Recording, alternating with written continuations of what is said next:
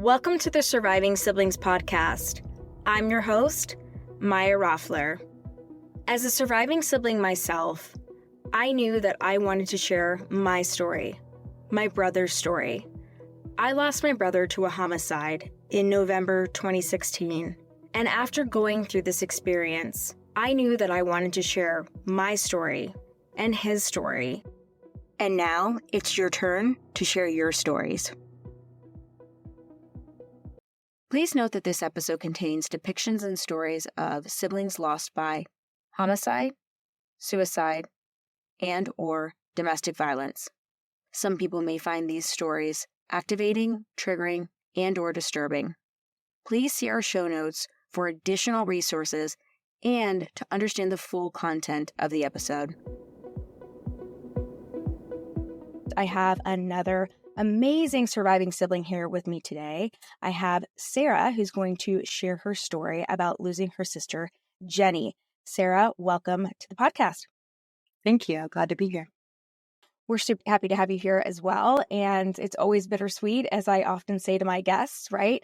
Love meeting other surviving siblings, but it's also a painful experience to go through. So, Sarah, tell us a little bit about Jenni, so we know a little bit about your sister, and tell us a little bit about your dynamic with Jenni. Sure. So Jenni was my older sister. She was 7 years older than me, and we grew up in a little town in Southern California out in the desert outside of Joshua Tree.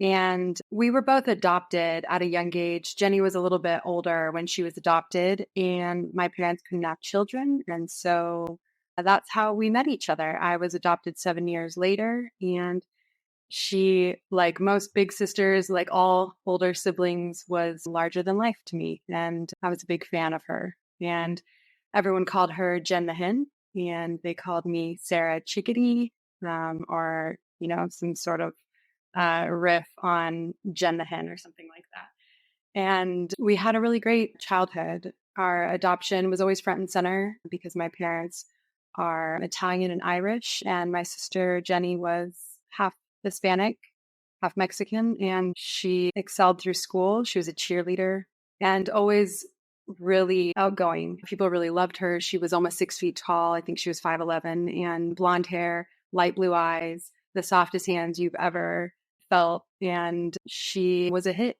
early on. And then she was a bit of a partier. She was kind of known around our small town as a bit of a partier, drinker. And so she kept the party going. We lived together for a few years after college and after I went to college. And I noticed that the drinking had become a little bit more regular.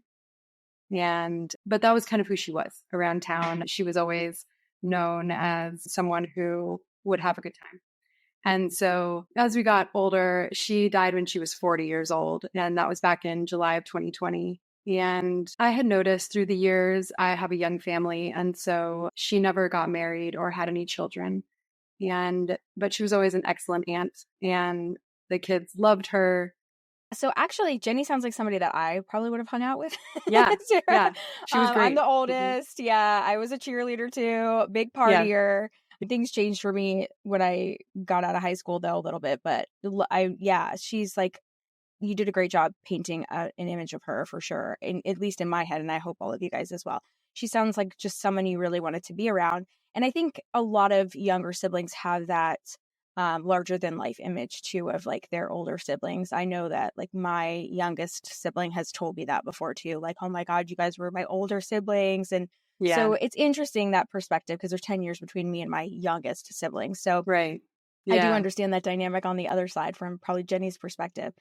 And that's interesting that you guys lived together. And thanks for sharing so openly too about the adoption, because I think that's really, I don't think that's really something we've talked a whole lot about on here before, Sarah, is that dynamic. And you guys were obviously from completely different families, right? Mm-hmm. You were not related. Okay. No, not at all. Yeah. But I'm quite a spiritual person, and I think that we kind of make our families. And I really love speaking to people who have been adopted or people who have adopted, because it's something that is close to my heart. So I did not know this about your story. So I'm excited to kind of dive into those aspects as well, because I know that there's a lot of people that listen to the show that have half siblings or adopted siblings, or, just there's all these different family dynamics, and that's your sibling. That is Yeah. 100% your sibling. You grew up with them.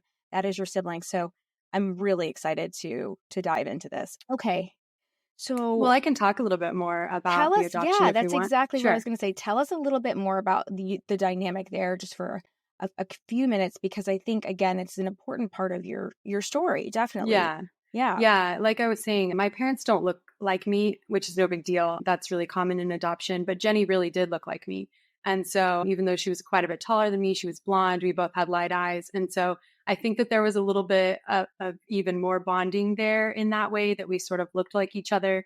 We used to sit down at the mall in Montclair Plaza and watch the people that walked by and tell stories about, maybe that's my mom, maybe that's my mom, maybe that's my dad. And we would always like pick the same people, and we'd have these sort of elaborate stories, like, well, maybe I'm Courtney Love's child, and she had to give me up in these sort of, adoption fever dreams or something. And so, yeah, we really did bond over our adoption. I think that it was something that we felt like other people couldn't understand, and that we were adopted into the same family, that we could understand our parents in that light. Because, they say, three people are affected deeply by adoption: the person given up for adoption, the parent that gave up the child for adoption, and then the parent that accepted that they were not going to have their ideal child and they were going to accept another child into their family. And so, I think that I dealt with adoption maybe a little bit better than she did. She struggled with it quite a bit. We were both in closed adoption. So when she turned 18, she was able to go and find her biological family, and she moved in with them. There was a lot of strife around that, from my understanding. And it, Well, because you were only 11 at that time. So you were right. quite young when she Oh, was doing yeah. that. Got Hmm. it. Okay. Yeah. Got it. And I kind of felt like it was, at the time I was young. And so I felt like it was sort of mean of her to sort of move on to Sure. her biological family. But we were able to heal that as time went on. But I did know that she did struggle with it, especially just getting to know her biological family. And I think that that brings up a lot of pain for adoptees, having to understand why they were put up for adoption, and, you know, making people understand that it's not necessarily always a better life, just a different life. I think that that was a big part of my sister's understanding of her adoption, was just that she still had a lot of emotions surrounding it, and wasn't able to always work those out. I'm so glad you shared this about your story, Sarah, because I think this will touch a lot of people that have been adopted or have adopted or have any kind of, experience in this area, because I think it's interesting that Jenni struggled with it in a different way than you, right? It's like you bonded through your childhood, and then she went this very extreme path of going and living. That's really interesting and Right. fascinating. And Hmm. I really appreciate what you said too about the fact that there's like three different people, or really groups, right, that are affected by the Yeah. adoption that happens, and everyone handles it differently. And I think it's interesting that you seem to handle. Now, did you ever, this is quite a personal question, but did you Sure. ever, that's what we do on the show. Yeah. Did you ever feel like you were in close adoptions, but did you, at 18, did you feel like you wanted to go meet your biological family? Like, did Right. you have different experience than her? Yeah, right. At 18, and I make this joke a lot. I actually just felt like I had a lot of parents at 18, and I didn't need any more parenting at that point. I was I just love that. really parented. Yeah. And so, I kind of let that one simmer for a while. I didn't put in my adoption paperwork. The way that closed adoption works is the parent who gave you up for adoption, which is typically both of them in some cases, and then the adoptee both have to put in a request for the information to be given to the other. And so my biological mom put in the request the day I turned 18. I didn't put it in until I was in my mid 20s, later Interesting. 20s. Okay. Yeah. And that pretty much that decision was informed by my sister's experience with her her biological family, and that just not going that well. And so, yeah, and it wasn't necessarily that my sister spoke about her adoption very much, but when she did, she just spoke about it negatively and wasn't necessarily able to move past some of the stickier parts about, not being wanted and those kinds of feelings. And after she died, I actually, like I had mentioned, I had gone to EMDR therapy just to help me through the toughest moments of grief in that first year. But I noticed that it was the first time that my therapist had brought up the phrase adoption trauma to me was also at that time.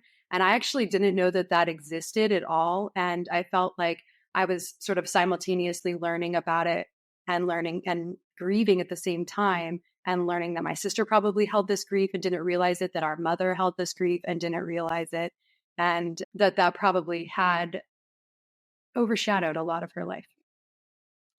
Very well put, Sarah. It's very interesting that you said that. I just had a recent conversation with someone on another podcast about how when we start to heal our grief, or the trauma around our grief, and all these other things start to come up that are perhaps not healed within us. Right. And that's why healing can be kind of scary. Can be You're kind of right. scary, right? And Yeah. going down that path, and we'll get into your therapy stuff in a little bit, because I'm a huge fan of therapy. If you Yeah. know from my show, I'm like, going to therapy. It's a great thing.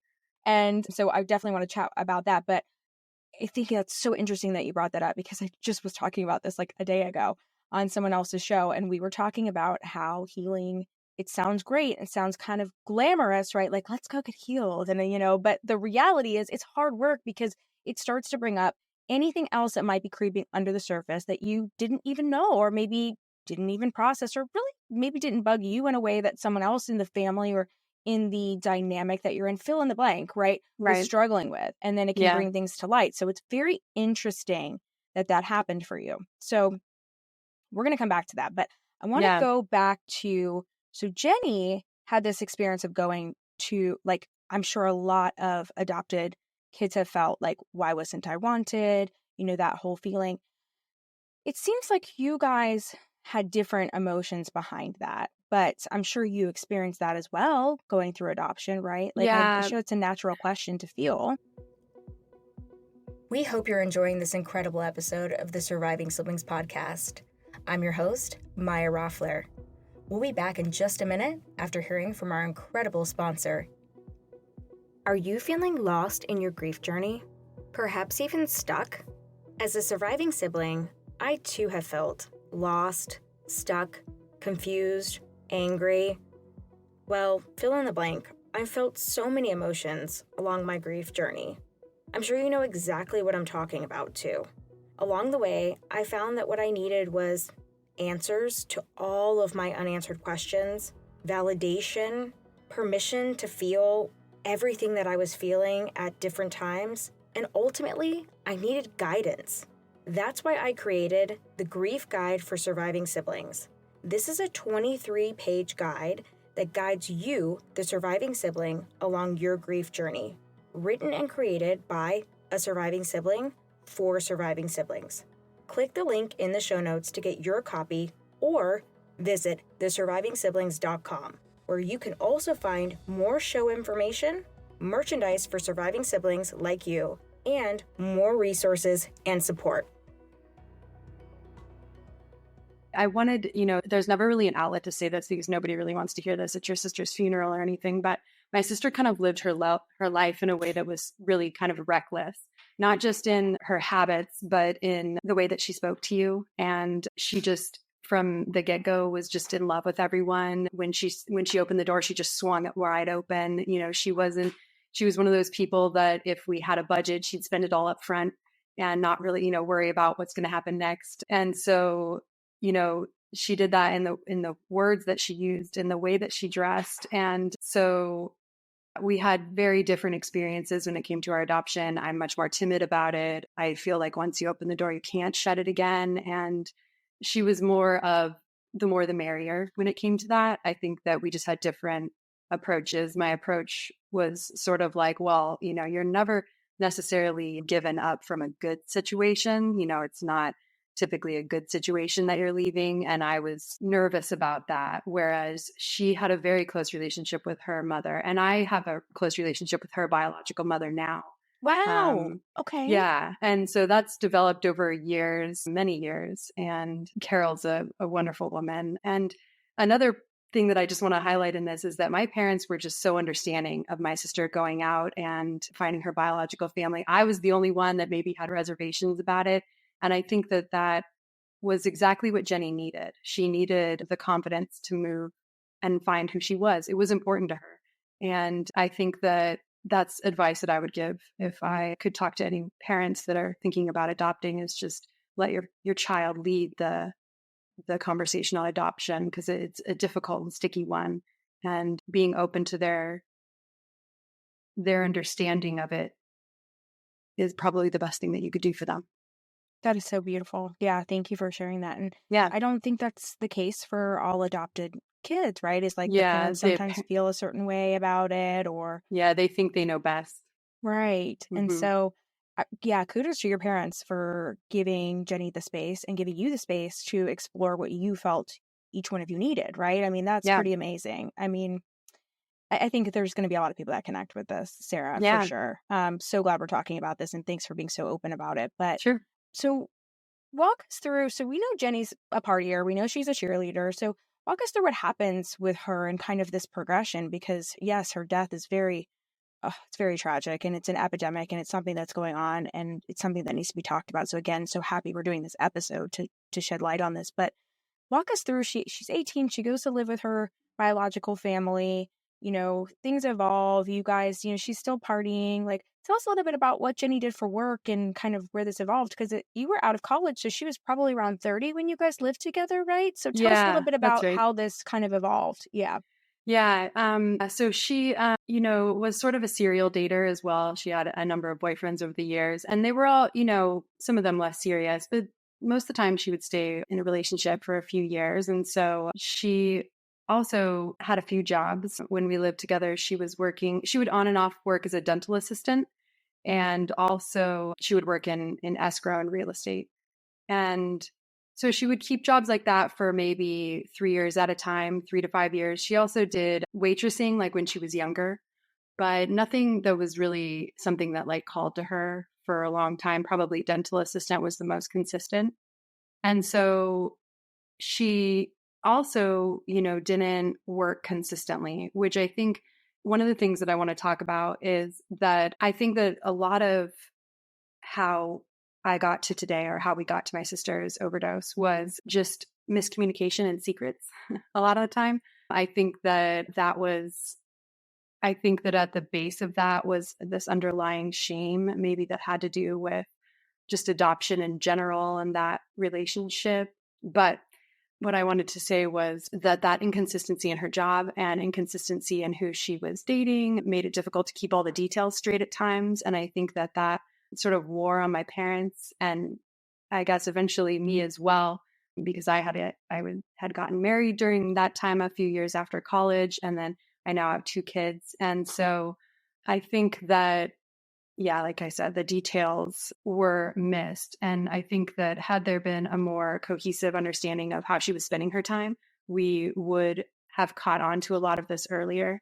It wasn't really until my son was a few years old. So this is probably like my husband and I were married in 2011, and she was my maid of honor.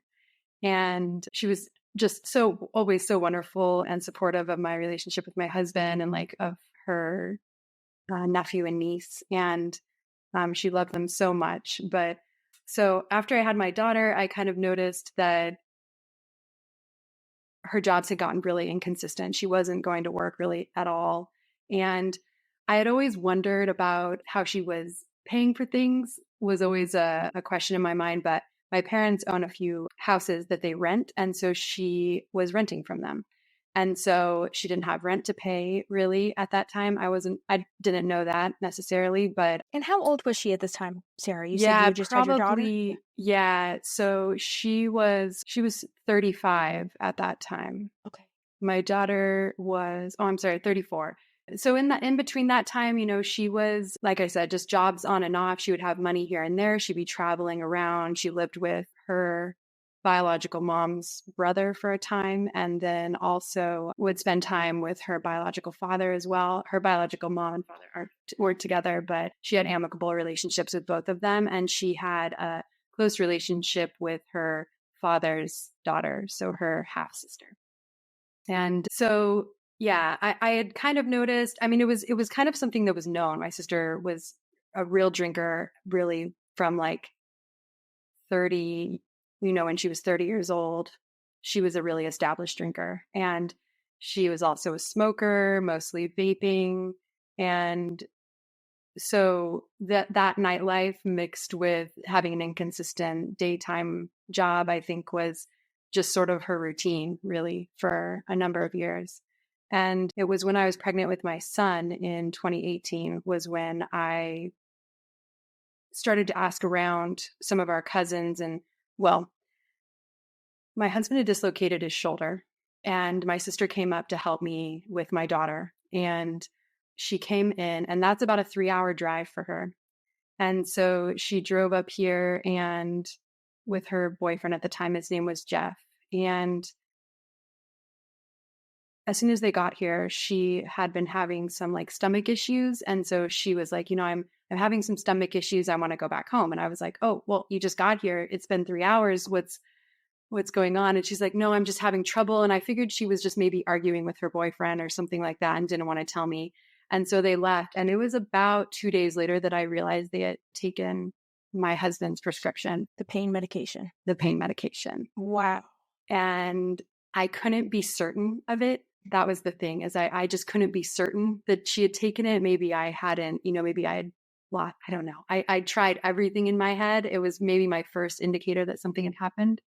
And so then nothing happened for another year. And then I had gotten a video from her she had sent me, and I could just tell that she had been strung out. And so when she recorded it, and it was probably like the middle of the afternoon. And so I realized that we had really there was a big problem. And so I had been routinely asking my parents if they were giving her any money, because I just couldn't understand how you could feed an addiction like that. If it really was what I thought it was, where is this money coming from? I just couldn't understand it. And the answer was always consistently no, until one day I heard my mom consistently say no, they weren't giving her any money. And she said, except for the check that your father gives her every month. Oh, and what a bomb dropped. You're like, wait a second, a second here, guys. And I was like, what about that? And he's like, well, since she's unemployed, we just wanted to have like basic necessities. And I think that's when I really started to put it together that she was able to feed quite an elaborate addiction. And that's not to say that I judge it at all. I understand that, all my sister was looking for was a way out of pain. And isn't that something that we're all looking for? Yeah.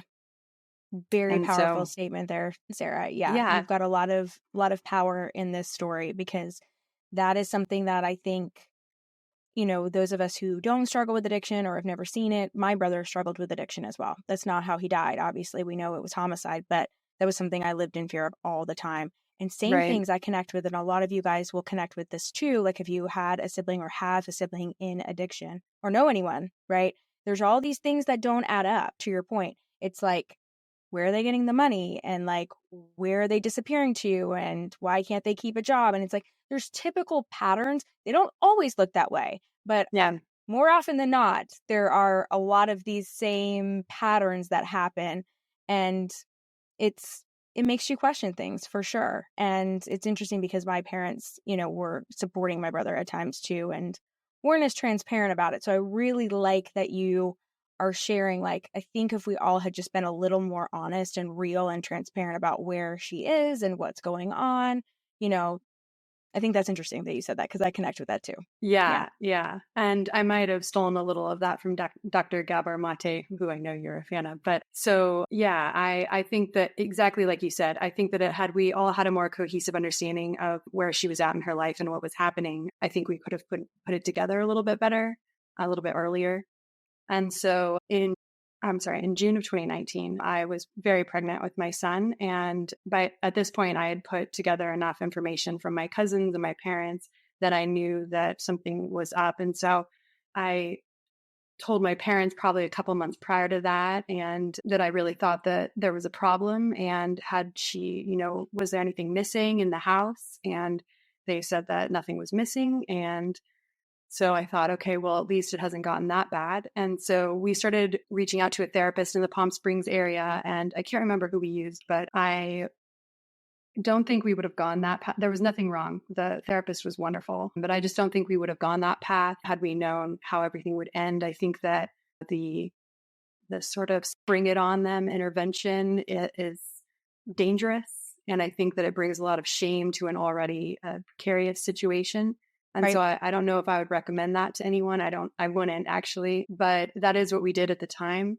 That's what was recommended to us. And so did you guys like bring her into therapy? Like, how did you do the intervention? I've always been so curious about this when people do this. Yeah. I know. I was like absolutely shaking. We went to my parents' house and they recommended that they parked somewhere else. It was a younger male therapist, PhD, and then an older woman. And they had a plan where they were going to have her drive up and pull in at my parents' house and come in, and then they would be there and we would talk to her about what was happening. And the only goal I remember at the time was to just get her in the car to go to the recovery center, which is in Las Vegas. That's where she was going to go. And as soon as she walked in the door, she knew. The second that she saw these two people that she didn't know, she knew what we were up to and immediately closed down, didn't really want to answer any questions, just said that I'll go to. And I think my problem with that approach was that she just went straight to therapy. We didn't get to talk about any of the problems that we were having, how we had come across this. There was still so much ambiguity. Like, right. Yeah. Yeah. And I think, I was kind of checking out at that time. I was ready to have a baby. I just kind of wanted to focus on that. And so I didn't really take the hands-on approach that I typically take in a lot of situations, especially with my sister. But so she comes in right before she came in. Actually, I thought this was really interesting. The therapist wanted us, he said, on one side of the room, if you think addiction is a choice, stand over there. And if on the other side of the room, if you think addiction is a disease, stand on that side. And my mom stood about halfway in the room. My husband went over to the side of disease. I was probably somewhere between my mom and my husband on that side, and my dad stood strictly on the side of a choice. Wow. And I think that that's very representative of how we all kind of feel about it. And I'm not sure that that's how we feel now, but that was how it was at the time. And so, and again, I think that comes from just the shame. I think that parents, they feel a real shame and a real responsibility if their child has an addiction. And so I think that is the fear that makes them feel that way, Yeah. And so she came in and again knew exactly what was going on. Was not fooled at all. Well, I mean, to be fair, by 2019, we've seen the show Intervention and all these different shows like that. So I'm sure when she saw that, she was like, oh, okay. Yeah. She was not very stoked about it. And so the plan was she had driven her car there. And so the plan was to drive up to her house and let her grab a few things. And then the therapist drive her to Las Vegas. And so I can't remember if it was in the weeks before the intervention or what it was, but my parents were adamant, like I said, that nothing was missing from the house. But they would talk about these two strange stories. One of them was this bag of bungee cords that went missing from my dad's garage. He would talk about that. And I was just like, oh my goodness, I don't know. It's probably just something that you lost, Dad. Right. And then my mom would talk about many, many years ago, she had like one of those plastic jars that says casino money on it. And she would put money in it and she just couldn't find it. But my dad was really convinced that she had lost it or emptied it at some point. And so those were the only two stories they would tell. But nothing else had gone missing. And they were really adamant about that. So when my sister finally agreed to go to the recovery center, we went up to her house and she left and she went with the therapist and everything was fine. And right when I was coming down back to my parents' house, I had to drive my sister's car there. And so right before I got into the car, I checked the garage. I'm sorry, not the garage, the trunk of the car. And in it was a bag of bungee cords and an empty plastic container that said Vegas money on it or casino money on it. In your sister's car. So in the back two of her things car that they had identified as missing were actually there. And I think in that moment, I was mainly filled with anger that all the things that we had suspected over the years were true. And that anger stuck with me for a while. Really almost maybe about 6 months, that anger stuck with me. And then my sister and I were able to really repair that relationship at the end of 2019 and at the beginning of the pandemic. She was on TikTok with me. We were sending each other TikToks and talking about dances we were going to learn. And she went through 1 month of recovery at the Las Vegas Recovery Center and came out, and she was great. She looked like she was sober at first, level-headed, and then I think we fell back into another loop of not having the details of what was going on in her life when the pandemic started. And so Sarah, just to back you up for a second. Yeah. When she got out of her 30 days in Vegas, yeah, you said she looked, sober and like in a good, like I hear this a lot, right? From people that have had a sibling or anyone in addiction that goes through that process. And what happened right afterwards? Did she move back in with family, or like, I'm always curious about that part because I feel like that's an integral part of the story too. Like, what were her next moves? Did she go back to work? Did she take some time off? Like, kind of tell us what happened there. And then the pandemic hit. So like a lot of things happened, obviously. Yeah. But what happened? And so I think that most therapists would recommend that you go into a recovery house. But my parents kind of were tired of paying for this. She completed the program, but kind of rushed parts of it and didn't do other parts of it, didn't complete everything. And so she was ready to just come back and live in the house that she had been living in. But my parents didn't think that that was a good idea. And so she came back in and moved in with my parents, which I think most therapists would tell you that's really triggering and a poor situation to go into. I think there's like studies on that actually after the wars, soldiers moving back in with their family and having PTSD. Interesting. I didn't know that. Okay. Yeah. And being triggered to use the addictive substances that they were using while they were away at war. And so I didn't know anything, and nobody knew anything about what was going on. But afterward, we actually found that she had been drinking consistently. She had been bringing basically handles of alcohol into the house and then storing them in her closet. And so I didn't even know the drinking had gotten that bad. And so do you want me to move forward to the week that she died? Yeah, absolutely. It's kind of a long, absolutely. I know I'm trying to be No, cognitive. absolutely. Yeah, I just was curious about that part of her coming home and then going into the pandemic. So yeah, let's move to that, Sarah. So she's drinking, unfortunately, after going through this program. Yeah. And at this point, she had gotten in a couple arguments with my parents, and she had actually moved out and she had put my parents under the impression that she was moving in with her boyfriend. Now she had gotten a job as a dental assistant in town, and she was actually paying him rent. And so, but my parents didn't know that. And she had some legal fines that she needed to pay, and my parents were paying those for her. And so I think there was more than a couple arguments about, what she was doing with her money and things like that again. Financial stuff again. Yeah. Yeah. The same patterns we see. Yeah. Right. Exactly. And so before she went into the recovery center, she had been dating a man named Jeff. And when she went to recovery, they had broken up because that was kind of part of it. He was in active addiction as well. And the week that she died was actually a really eventful week. So that Sunday, Jeff, who never went to recovery. And when was this, Sarah? We're in 2020 now, right? This is 2020. This is the last week of July 2020. Got it. And my son had just turned 1-year-old and my daughter just turned 5. Oh. And actually just like 5 days before that, my daughter turned 5. And so that day, Sunday, Jeff, she had not been with for over a year, but she had been with for several years, maybe, gosh, I want to say like even 5 years she had been with Jeff. And he, again, never went to recovery or anything like that. And he drove his car into oncoming traffic, there's a grade near our house in Morongo Valley. And so it's kind of a locally famous known area. And so he had driven into oncoming traffic and died on Sunday. Oh my gosh. Yeah. Wow. And that had an effect. My sister and I talked about it. I have multiple messages between us talking about Jeff, sending pictures back and forth because he had been to a lot of our family reunions over the years. We were really close with him. And, I had said to her, I'm just so glad that you weren't in the car. And she said, I am too. That was my instant thought when you were telling me that. I'm like, yeah, I'm so glad that you weren't in the car. And she said, I am too.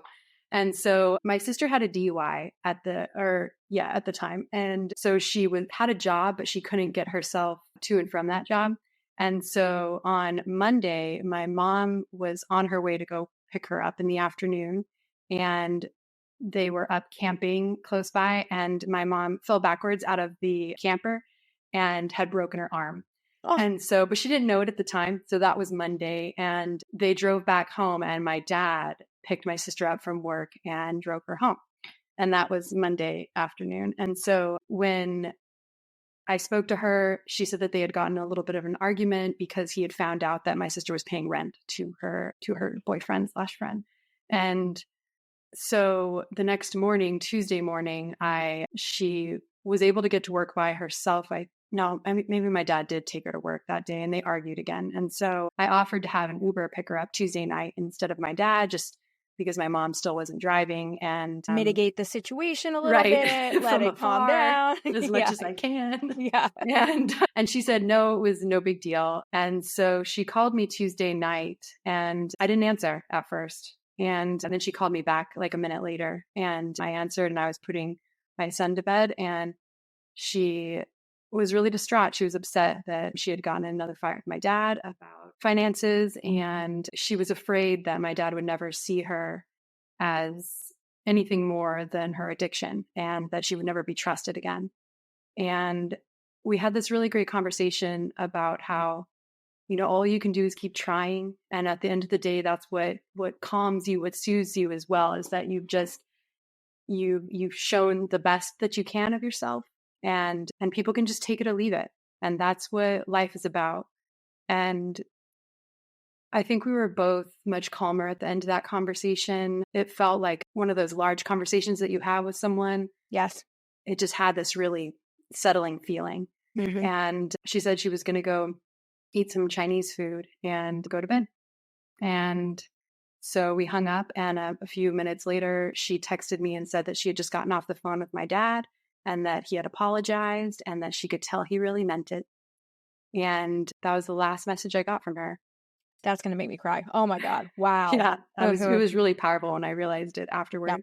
So the next morning I work remotely, and so I was in a meeting, and it was strange. My childhood best friend's dad was calling me, which was so strange because I just would never talk to him. I tried to call him back. He wouldn't answer. It was strange. I called my dad. He wouldn't answer. I called my sister. She didn't answer. And so I messaged her, and I just in all caps, what is happening? And I never got a response back. And so what was happening was that my dad went to go pick my sister up for work in the morning. And when he showed up there, she didn't come out. And so he assumed maybe she had gotten a different ride from someone or something like that. So he went to her work. Now we live in a really small town. And so while he went to her work, and when he found that she wasn't there, he was racing back to her house because he was a police officer for a number of years, and he could just tell something was wrong. And so he was seen by my childhood best friend's dad speeding through town. And so that gave me chills. Oh, it was wow. And they're close friends, and so they would recognize each other's cars in town, and he knew that something was wrong. So he drove to my sister's boyfriend's house, and he could hear dogs barking inside, but he couldn't get in. And so he went to the back of the house and broke in through the window, threw a rock through the window to try to get in. And he was clearing out the window, and when he reached in, a piece of glass fell on his hand. And it was a big one, he said, and it was mid wrist. And so he yanked it out, and he said that his wrist just fountained, and he passed out. And so the rest of the story is told by my childhood best friend's dad. He had followed my dad. He didn't know exactly where my sister lived, but he followed my dad and saw his truck out front of their house. And he went around back to see where he was, and he found my dad knocked out on the side of the house with blood around him. And the dog's barking inside. Him. Right. Oh my God. And he called 911, and the sheriff came, and the sheriff is known to our family. And so the sheriff was able to get some meat from our neighbor, which is another friend of my sister's, and get the dogs out, and they were able to see that my sister had passed away in the evening. She was still in bed, and they said that she had had some Chinese food with her, and it looked peaceful, and that it happened probably sometime in the middle of the night. And she was alone. The friend/boyfriend was not there. He wasn't there. Yeah. And I think he had left earlier and was sleeping in a different bedroom than her and didn't come in to check on her. And so when the ambulance got there, they took my dad, but he didn't have his phone. And this is COVID, so nobody could go with him. And there's only 2 beds in the High Desert Medical Center in Joshua Tree, 2 emergency beds. And so they pulled him into one, and he said that he just kept thinking they're going to pull up with her at any moment. And he said after about 4 hours, he realized that wasn't going to happen. And that was my dad's experience. My experience was my childhood best friend's dad called me. He told me that I needed to call him back. When I called him back, he let me know that my sister had been found dead and that my dad was unconscious and on the way to the hospital. He then gave the phone to the sheriff, who knew that my mom was home alone and couldn't drive, and asked me not to tell her until he could get there, and that he needed some time to secure the scene, and then he would head over to our house. And during that entire time, my mom had been calling me back and calling me back and calling and calling. And probably about 10 minutes later, the phone call stopped. And that's when I realized that the sheriff had probably gotten to her. And yeah, it was the height of COVID. So it was just very difficult to get any information back. We had no idea what had happened. There were lots of rumors on her Facebook and around town that she had committed suicide. And we had no way to combat those claims, which was difficult and slicing for that period. And because of being the height of COVID, they weren't able to do an autopsy for over a month. Oh my gosh. Yeah, they weren't able to complete one. And we didn't get the results for 6 months. And so what were you feeling at the time, Sarah? Did you you knew you were like, should not die by suicide? Yeah. An overdose. Like that was your gut. Like, tell us, is that what you were feeling? Or yeah, I absolutely did. And it's because of that conversation that we had before about her being thankful that she wasn't in the car. And so important in your story. Yeah. Yeah. Mm-hmm. But I did have that moment where I realized that suicide and addiction, not to put the two in the same room, but they're very similar in a lot of ways. They are. No, they totally are. Yeah, suicide and overdose. They're so similar in a lot of ways. You know, they call it accidental overdose is what they call it. Accidental fentanyl overdose is her official cause of death.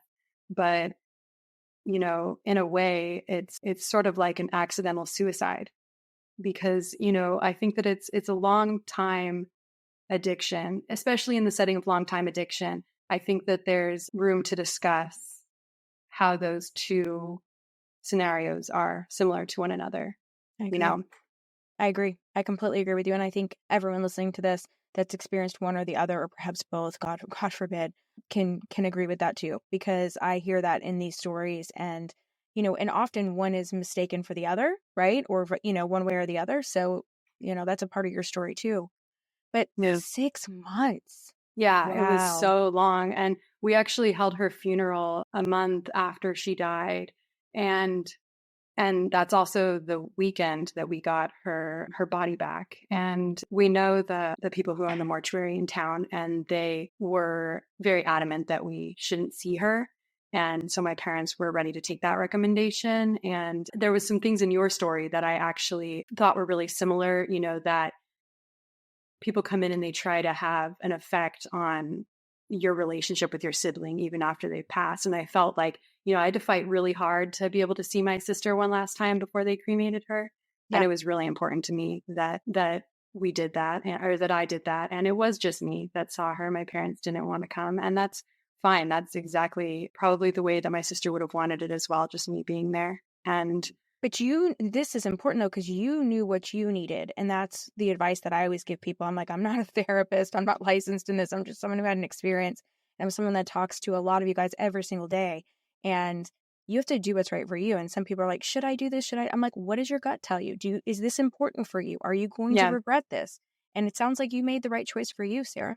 Yeah. Yeah. I don't regret it at all. I'm so happy I got to see her one last time. I think that in the moments where I have something that I call illogical thoughts that I wanted to tell you about, that I think is something that happens to a lot of people when they go through like a really traumatic situation like that, or they're grieving the loss of someone that was really important in their life, are what I call illogical thoughts. One of them was my dad's birthday was that Saturday of that week.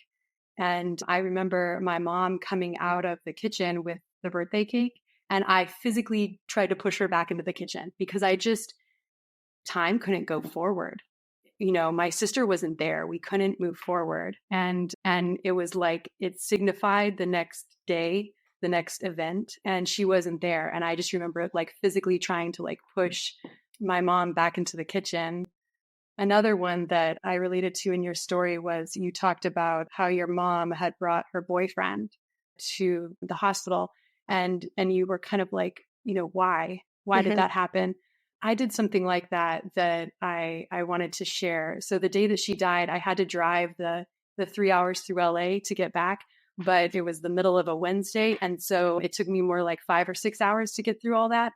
And I just couldn't listen to music. I had to talk to someone, but of course, not everybody could speak to me.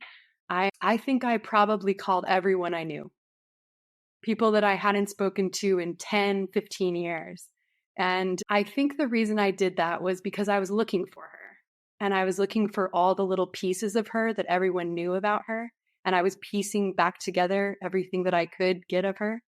And so I wonder if in some way, not to try to analyze anything, but I wonder if in some way your mom brought the person who she knew could relate most to your brother, or knew could comfort her in the moments that she was relating to your brother. I think that was my intention behind calling all these people who I hadn't spoken to in 20 years, and they had no idea why I was calling them. Yeah. Yeah, I think I love everything that you're bringing up too, and like I love that you try to push your mom back into the kitchen. I love that. No, like it's illogical thoughts, and it's grief thoughts. Really, I love this concept that you're talking about because and I love that you're normalizing it. But yeah, I think I definitely understand. I got a lot of calls from people too when it started to break because it was a little public and stuff going on with my brother, right, and it was people I hadn't talked to in a while as well. And I did find that comforting. I can connect with that. But as far as my mom, I've done a lot of evolving over even, the 2 years since I've started this podcast. And I think that there's a lot of truth in what you're saying. I think, her boyfriend didn't know my brother, but she is not somebody who has ever been super independent. I mean, she's just not, right? And so, I think for me, ultimately, I was not necessarily angry that he came to the hospital. I was angry because they weren't even really together, right? So that was the confusion, right? Yeah. But I agree with you. I think it was something that was comfortable for her. It was like a security blanket for her. Right. And I think that, any illogical thought. And looking back, will she have that realization one day? I don't know, but I understand it now. So yeah, thanks for bringing that up because that is something that I've evolved with and thought about too. And I have a lot of empathy and understanding now, but at the time I was just like, what the hell? And I relate to what you were saying. I think in the season 4 opener about having more empathy for people, because I think that people do turn away from your grief so strongly. And I think that in the beginning, I would be really hurt by that. In the first few years, I think I was hurt by when I would call and people would be like, wow, still? And, and I work in cancer care. So people are like, wow, I just thought that your job would prepare you better for this. And nothing prepares you for this. Nothing. I remember you're being a great example of this. Yeah. Wow. I remember being like so offended by people telling me that I should have been stronger. Yeah. And now I think because they just couldn't hear the screaming in my head for the last 3 years. And I think that I have so much more empathy for them now because the truth is they've never experienced it, like you said, and one day they will. And I hope that, like we were talking about, that I hope that just being able to share these stories and to tell people how shocking it can be and just show what grief looks like on perfectly strong, healthy people, I think can maybe help lessen the blow or help them through the darker times of their grief. Yeah. Yeah, I agree. I completely agree.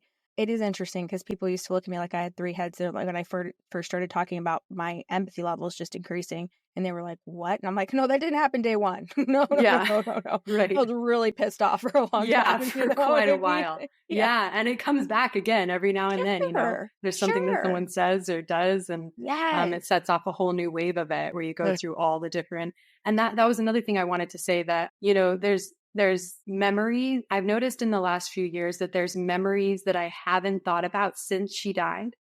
And it's almost like that memory is a pristine little golden bubble somewhere. And then now that I revisit it after she's died, it touches it with a new light. And it does something to it. And not just in a sad way, it also makes it more meaningful in some ways, because, like we were saying, so much of your life is held by your sibling. And so much of your memory is through their understanding of it as well. And so and in those moments, that you weren't at the time, you didn't really think were anything. They were just little memories, and they weren't perfect. They were all messy.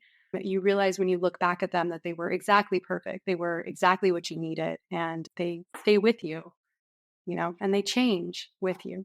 Yeah. That is really, like, Sarah, that really touched me. That's like, this has been amazing talking to you, but like, that's a like moment. Like, I'm totally going to take that and talk about that. So hang out with me on TikTok sometime, because I am going to use that. I love that, because I think sometimes people get really caught up in looking back at memories or looking back at like the little things, right? And, you're right. As time goes on, time does not heal all wounds, but as time goes on, you're growing, you're moving, and you do look back with a different light or through a different lens, and like, it's special, and like, you just articulated that. Yes, you just articulated that so beautifully. Tell us a little bit about, I mean, this is a great episode. Tell us a little bit about, you guys finally got the autopsy results back. So did they show fentanyl in her system? Like, how did this come to light? Yeah. And so in the days after she died, I had her cell phone, and I was able, to just go through everything because it was unlocked. And so I saw that she had been longtime friends with someone on Facebook, that she was messaging on the messenger there, and that it was actually him who reached out on her phone. Was the first time that I went to go looking for things. He had reached out asking, I think it just said like Friday, 10 o'clock. I'm pretty sure that this was like the day after, maybe Thursday. A message just appeared that said Friday, 10 o'clock. And I didn't say anything. And then another one appeared underneath that said Norco's 10. And so I just, I had a feeling when I saw the state of her room, when I first saw her out of the room after she died, I had this feeling that she wasn't sober, but I tried to hold judgment off of that. And so I saw the message from this guy that she had known for many years, and I had gone through the messages, and I want to say that this was someone very well known to her. She had gotten pills from him many times, probably over the course of years. And the day that I showed up at home, there was a newspaper, and it said that 2 local girls had died from fentanyl overdose that week. And so in the end, it was actually 6 people that died from that batch of pills from that dealer in town that week. And it was every pill. It was every one of the pills that he sold up there. And so the sheriff, my dad has worked with the sheriff a little bit. I don't know if there's anything that's come from that, but they were going to prosecute the guy. But yeah, we didn't know that all in the time. I think that COVID really kept us from having to answer these questions in the beginning. We didn't have to see as many people, and so we weren't having to like force the answer. But yeah, the autopsy came back as an acute fentanyl overdose. But there was no way to see, how long she had been using before that. Or if it was just that, one pill and she was using something else, you don't know. Yeah. Like that's very often the case. Yeah. Yeah. She was starting a new job on Monday, and that coming Monday. And so it is my understanding that she had passed a drug test recently. And so, but I don't really know. Yeah. There's always those, in my story, your story, and in anybody's story who deals with someone, a loved one who is in addiction, there's always things that we're just never going to know. And that Right. you have to come to a place of acceptance. Like, that's when I do believe in acceptance. It's like, when can you come to a place where you're like, you know what? I don't need the answer to that one. That's not relevant. Really doesn't matter. Right. Yeah. Yeah. So, and I think those in the beginning, you just want to know everything. You want to Right. know all the details. I got to know it all. Like, what's, you become like you're on an FBI squad or something. Right? Yeah. You're like right. agent. And I wanted to say that because people, I want to say I was given some really good advice by a very close friend, one of the people that I called in the first 24 hours. And she told me, just write down everything, document everything. Love that. And I honestly thought, what am I doing this for? Taking photos of everything and writing details. But now, all these years later, I'm much more detailed than I am now. I have much more of the details written away than I do have in my head. And I'm really appreciative of that advice. I would say when something traumatic happens, it tends to be a blight on your memories in that time. And having something that you write down, if you journal or just keeping a note where you just put all your thoughts in your phone, has been really helpful to me. Great advice. I would give the same advice too. And I love your friend that told you that, because that's, I've gone back to my journal, and in season 1, when I told my story, I read my brother's eulogy like vulnerably on the show. And it's interesting because I read through prior to writing the eulogy, because I just kept it in my ongoing journal.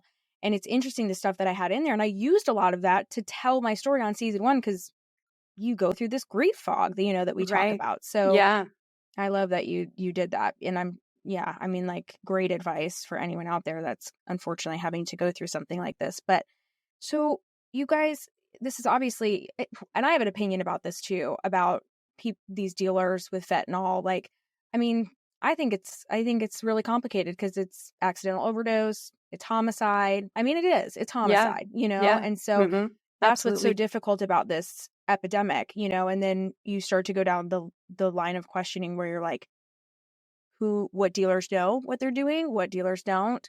Do we really even care, because they're dealing drugs anyway? It's like you go through. Did you kind of go through that, Sarah? Where you're just kind of like, I think that's normal. Yeah. And I think that, it's pretty common for you to be like kind of friends with your dealer. And I'm pretty sure that, she was very friendly with this guy. And, I don't have any reason to believe that he knew what he was doing. I think that he just, I think that sometimes not knowing what you're doing, you're just as guilty. And I think that I definitely don't think that he meant to kill 6 people that week in a small town. But he did. That's the hard part. But he did. Yeah. Tell us a little bit you shared a little bit about this prior to us hitting record, and, your intake and stuff about, you were so knowledgeable about fentanyl stats. Yeah, so I wish I had those stats with me, actually. I have them. I'll pull them out. You do? Okay, great. I come prepared, Sarah. Yes, I do.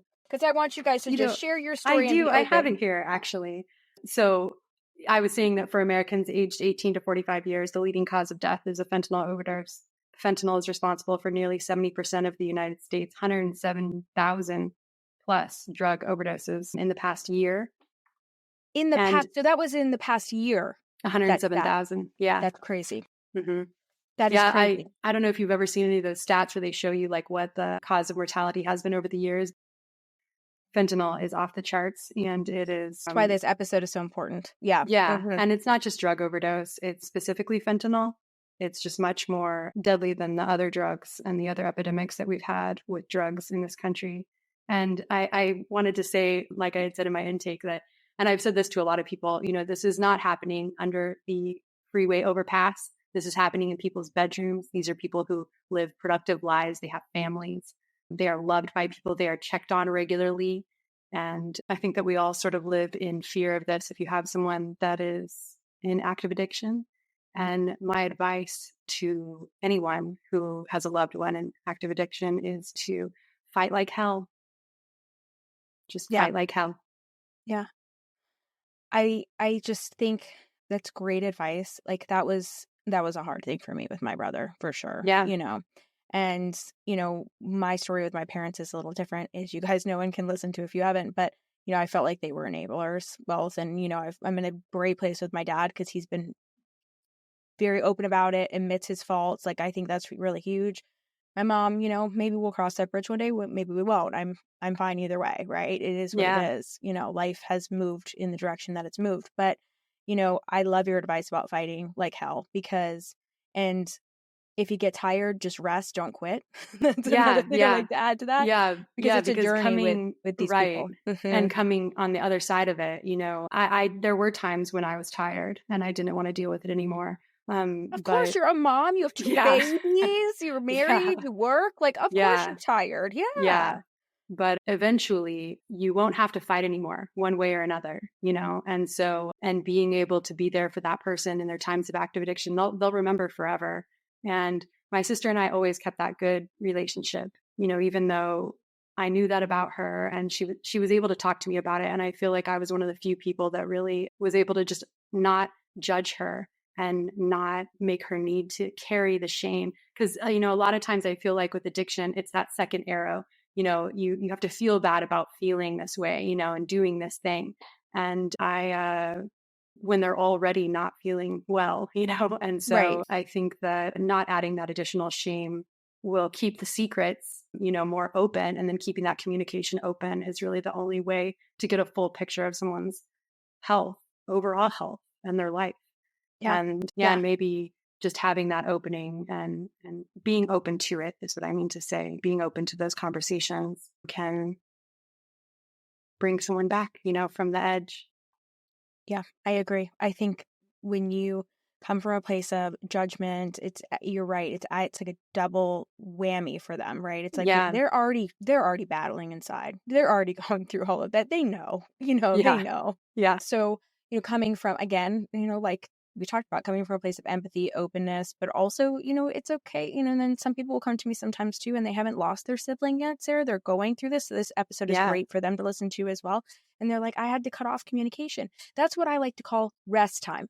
That's okay, rest time. Sometimes but you need to know where they are, what they're doing. Like, keep your tabs, keep your FBI agent hat on, because that I could see you regretting, and that is a regret that I lived with because I had to put boundaries up at the end. And as I shared on my story, the night before my brother was shot, I looked at my then boyfriend and was like, I need to call my brother. And then the next day, I mean, it's like you're very, your amazing conversation. Then your dad had the conversation with Jenni, and then these things happen. And it's like, there's a deeper spiritual thing going on there. I don't care what you believe in. It's deeper. And your story has that all throughout as well. And I just want to say too, I want to talk about 2 more things real quick, and then we'll wrap up. But this has been amazing. But what a hell of a week for your family. Oh my God. Like, just to bring a little levity for a second, wow. Like, oh my God, birthday, mom gets hurt. Boyfriend on and off 5 years dies. Dad gets hurt. We find Jenni has, had, oh my God, been killed by fentanyl. Like, whoa, what a week. I know. And then that and Friday. COVID. Yeah, exactly. And COVID. And 2 days after my sister died, we took my mom down to see an orthopedic, because we all sort of forgot that she had a broken arm. But at that point, at this point on Thursday, we're like, well, it can't be broken. You've been doing things for the last 4 days. It's probably not broken. So we go in, and she actually broke it in 2 places. And so, oh my God. She had a very broken arm. Oh my God. Well, she's in so much trauma too, dealing with all the 2 losses, and then, mostly your sister, of course, but then, your dad getting injured. Like, oh my God, that's so much. Like, you're not really, the physical pain, like, what's that? Exactly. Right. Yeah. Oh my gosh. Well, one other thing I wanted to ask you about is, you kind of mentioned this before about your therapy, your different things that you tried, and you're in such a great place, Sarah. And I think, that's why I always love people to come on when they're a couple of years into their journey, where they've kind of come on the other side. And you said this perfectly earlier too. It doesn't mean that you don't get angry sometimes or sad sometimes or feel it, but you've been able to move with it. And I think it's a testament to therapy and some of the things that you've done. So do you want to share a little bit about that with us as well? Sure. Yeah. Yeah, like I mentioned, I went to EMDR therapy, and I was going to say it's a lot like working out. It's just so tiring, and it really does the work and gets you back into a place where you can be a little bit more present A because lot I of people noticed. ask about this. Can you just tell us what it is again? Every time people look at Yeah, this, they're always like, "What yeah, is it?" So I know yeah. it, but I just wanted So, you to explain it. Yeah. right, yeah, it's eye movement desensitization and reprogramming. And so, what it looks like on the side of the patient is recalling troubling thoughts or troubling memories. And if you're able to do that, for some people, you're not able to remember the trauma, but you can give maybe the thoughts and feelings that come around when you're feeling traumatized. And then your therapist will put something either up on the screen, or I'm not sure what it would be like in person, but it looked like Pong on the screen. And there's a dot that you follow back and forth. And depending on the frequency, it can do desensitizing. So if you have a particularly traumatic memory, the cadence of the ball going back and forth will be, I think, lower. And it's supposed to help you bring those emotions down around that memory. And then the reprogramming is when you would think about positive memories. And it seemed like the pong ball was moving a little bit faster for that one. And Interesting. yeah, and Yeah. I'm not a therapist. I have no idea. That's just my Mhm. experience as a patient. But there's something about, I was reading about why it works. This eye movement, this lateral eye movement is a really calming effect for humans and allows us to focus. And so that probably has to do with like searching and hunting in the past and just having like awareness of your understanding and sort of settling yourself in the present moment. And so that's kind of what it did for me. But I would be like shaking after therapy. I don't Well, that was my necessarily. follow-up question to you is like, that's the other thing. Some people have done it and love it, but I find that it's not like, again, I'm not a therapist, but based Yeah, on the therapists I've talked to and based on the people that have done it successfully and loved it, there's a time and a place, right? It's like, right. Yeah. I don't think it's time the day after you lose your sibling to start this journey, right? Right. Yeah, I think you'll exactly. know, like, I have known some people that just weren't ready for it and had some really extreme reactions to it because it's intense. Like you're It's saying, it's very much intense. intense. Yeah. Yeah. I'm glad And you said that. it's not like Mhm. talk therapy. I don't think someone could do it for years and years and years. Right. It's more of a dunking of reliving of the memories and the trauma. And I think that that can be really tough on you. I would call it almost like it's like having a personal trainer. Like you could work out, but then if you used a personal trainer, you'd like get through it a lot faster probably. Totally. And I think it's sort of like that, more of like it pushes you to maybe go through not necessarily the stages of grief, but go through the more volume of your life and process it at maybe a jarring rate for some people. It was a little I jarring think you're for me. absolutely Yeah. right. Yeah. And Yeah. like, so Hmm. you've got to be ready for it. And like we talked about earlier in the episode, you got to be ready to heal. Like it's Yeah. work. It's work, but Yeah, definitely. so worth it on the other side, right? It Like is. you're a Yeah. great example of that. Yeah. Yeah. Sarah, is there anything else that you wanted to touch on that I didn't ask you or just didn't come up organically that you want to share about your story or about Jenni or just this whole experience? And I, again, appreciate you just being so open about Sure. everything. Yeah. I wanted to say one thing that I wanted to relate with you on. As my sister was a partier, as you know, she loved to sing. Karaoke was like a huge part of what she did. And she would sing this song, Who Knew by Pink. And I'll get back to that in a minute. She also had a dog, like I had mentioned. She's a big dog lover. And she had a dog for a few years. Her name was Lola. And my sister, after we moved out together after college, my sister moved somewhere they didn't allow dogs. And so I took over Lola and I had Lola for 14 years. And she died 3 years after my sister died. And my sister used to sing this song by Pink, and the lyrics go, if someone told me 3 years from now you'd be long gone, I'd stand up and punch them out because they're all wrong.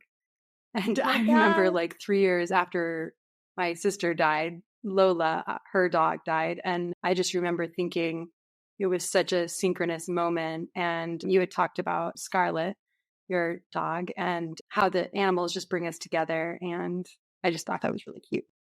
Oh my God, thank you so much. I know you mentioned you're like, my sister's a Scorpio. I loved how you talked about my Yeah. sister's a Scorpio. She loved animals. She's a party. I loved your description and your intake, but Yeah. oh my God, thank you for sharing that story. Yeah, both of my dogs are really integral into my grief. You know, my brother was the first one to hold Scarlet and she's going to be 12.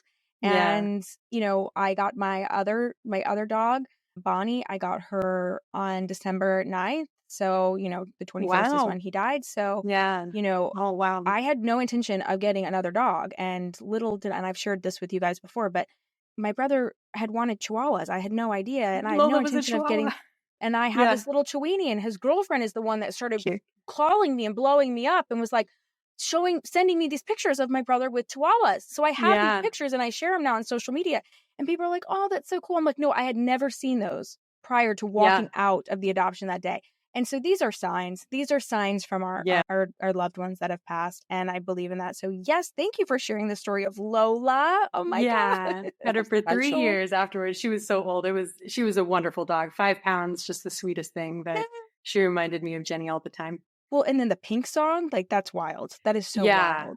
Oh my gosh. There's lots of things like that. My sister was really into like Bigfoot and aliens and things like that. She really believed in the afterlife. And so, and I sort of didn't. And so it's been, you talk about in the season 4 opener about how you continue to have a relationship with someone even after they pass. And it's funny how much more open I am to that now, knowing that I have someone on the other side, It changes you. It really changes you. Yeah. It's an evolution. Yeah. Yeah. And there's been a medium that's been reaching out, and I was listening to your episode and how you really appreciated it. So I think that might give me the push to talk to them. Yeah. Yeah. I mean, I think it's interesting. A lot of people want to do the medium thing like really early on in their grief journey. And I'm always like, look, I'm not a medium. I'm not a therapist. I'm not this. I'm not any of these things. But I think you get so much more out of it if you wait. You're more level-headed. You're not just looking for any little, you know what I mean? You've got your guard up. You can pick the right person. So I think that's really important. So another piece of advice for you guys listening to this episode, but because I get asked that a lot too about mediums. Like, what do you think? What do you think? I waited 5 years. And like, I'm really glad I waited. I'm not saying you have to, but dear God, please don't do it the week of or something, because you're just so desperate. You're so desperate and you want answers. So you'll kind of find truth in anything. So there's a lot of people out there that are full of it, and there's a lot of people out there that have some truth. So Sarah, tell us where we can connect with you, where you're comfortable connecting with people, and we'll put it in the show notes. Sure, yeah. On my TikTok, my username is Crybaby with the K. It's KRYBABY. And then on Instagram, my username is Broadminded. And they're both public, and I love to talk about my sister. And I post videos about her whenever I'm thinking about her. And that's also been kind of a therapy for me, is just being creative. And there's a painting behind me that I painted for her after she died. It's a nocturne. Thank you for sharing that. Yeah, that's beautiful. A little bit closer. But yeah, and so I've just tried to be like as creative as possible, and I think that that's been you are very creative. Oh, thank you. Yeah, that is an outlet. That for me, like this is my outlet, right? And I'm a talker, and I'm a listener, and I'm that's my outlet. And so that's kind of been a journey for me over the past years, learning people's different grief outlets, and that's something that we're including in our summit that we're hosting as well. Different outlets, writing and art and, tapping and all these different types of ways, because everybody doesn't process grief one way and everybody doesn't have the same outlet. So, and it changes as time goes on, at first you're kind of angry and you want to work out really hard, and then you want to sit with it for a while. And so maybe meditation's a little bit better, I agree. It took me 5 years to come to the mic, as I always say. It took me 5 years to come to the mic. And I'm such a talker, and this is what I do. Like, I'm a podcaster. So it's interesting. You're right. That's a really great point. It does evolve. And so, Sarah, thank you again for being so open. So many different aspects of your story, I think, are going to connect with so many of you guys. And we'll tag you in the show notes so people can connect with you. Great. And thank you again for being here and sharing you and Jenni. Yeah, and I wanted to thank you for creating the space for surviving siblings and allowing us to share our story and giving us the strength by sharing your story. I really appreciated that. Thank you. That's so sweet. Thank you, Sarah. Thank you so much for listening to the Surviving Siblings podcast. If you enjoyed this episode as much as I did creating it for you, then share it on your chosen social media platform. And don't forget to tag us at Surviving Siblings Podcast so that more surviving siblings can find us. Remember to rate, review, and subscribe to the podcast. And don't forget to follow us on all social media platforms. We're on Instagram, Twitter, and TikTok at Surviving Siblings Podcast. All links can be found in the show notes, so be sure to check those out too. Thank you again for the support. Until the next episode, keep on surviving, my surviving siblings.